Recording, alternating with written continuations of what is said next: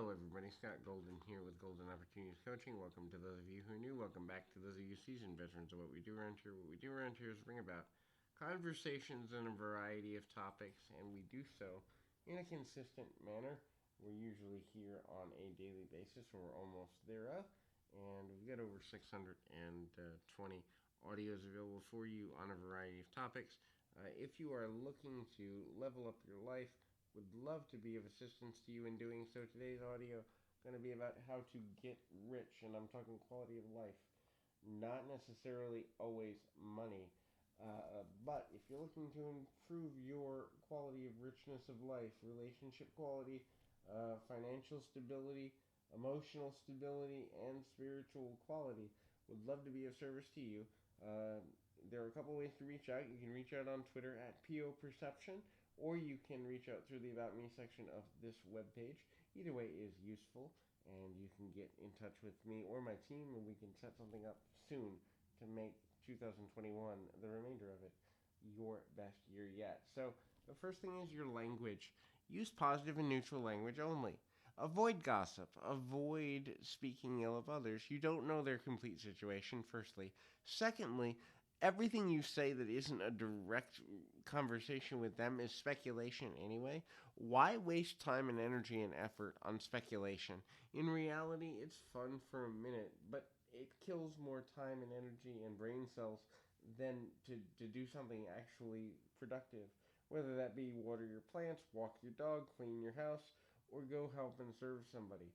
Using language that is positive, neutral, but not slanderous or gossip is super useful. Now, breaking the habit, that takes some discipline.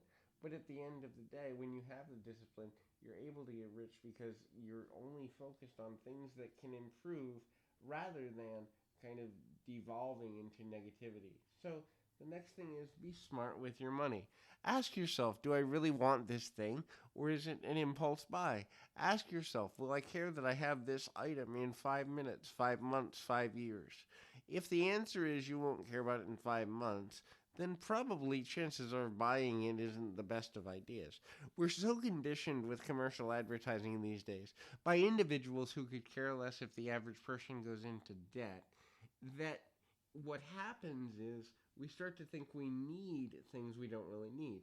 I suggest watching documentaries on minimalism to look at the opposite spectrum of materialism if it's something you're interested in. Not saying you should be minimalistic, but at the same time, every purchase you make outside of bare necessities like food and shelter should be considered with, will I want this in a predetermined length of time? The next is give. Give of your time, give of your energy, give of your effort, give of your knowledge, your money if you have it, but that's not the main thing. Unfortunately, many organizations are only interested, or seem to be, primarily interested in financial contribution. And so therefore, when people hear the word give, they're prone to get their hackles up a little bit and be uncomfortable. But there's many ways you can give. You can give to people, you can give to causes, you can give of your time, you can give of yourself. And if you're in the process of giving, you're creating a different energetic experience both for yourself, for your community, and the people around you. The more you put out energy that gives hope and provides an alternative to the often difficult daily lives that people experience, the richer you will be because each uh, reaction and response will be useful. The next is stay thankful. Look, I'm not saying that every situation is ideal. Certainly, having dealt with nearly coming to death myself, a couple of years ago, and having to fight for 15 months to get out of a toxic environment in a nursing home that was ripe with neglect is certainly, that wasn't a good experience. And I can list many, if I needed to, experiences for which I didn't enjoy them, but I'm thankful for them. Even the worst experiences in my life, such as the abuse and neglect I experienced both in that environment and others, have taught me things. And so find a way, even in your most difficult situations, to be thankful for the experience. What did it teach me? What did it teach me to be grateful for? What did I learn? How could I be a better friend, a better partner, a better family member to those around me based on these negative experiences? When we ask that question, we take the impetus away from uh, the focus itself of the actual event, and instead refocus it on the impact and the meaning that we give it. When we give something a new meaning, even if it's been negative, we can ultimately kind of rewire and revamp and redefine, which is the next thing on the list, how we see the world. Redefinition, telling yourself a new story and creating a new narrative will make you rich. We all go through things we'd rather not. We all go through things that are uncomfortable. We all go through things that are unfortunate.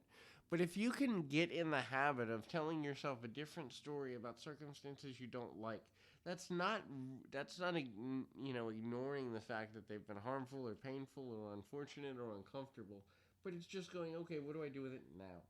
I've admitted I didn't like it. I've admitted it was unfriendly. I've admitted I didn't want to go through it, but what can I do with it now? Because if you stay in the negative space, if you stay in the space of hurt and pain and trauma, you can't move forward from there, and you're expending energy and exhausting energy into the way in which your life goes. Be open to letting go of situations. So openness and letting go kind of go hand in hand. When you're open, you understand that anything can happen to any person. You can also understand that when you let go, you let grow. Letting go of something means something else can grow in its place.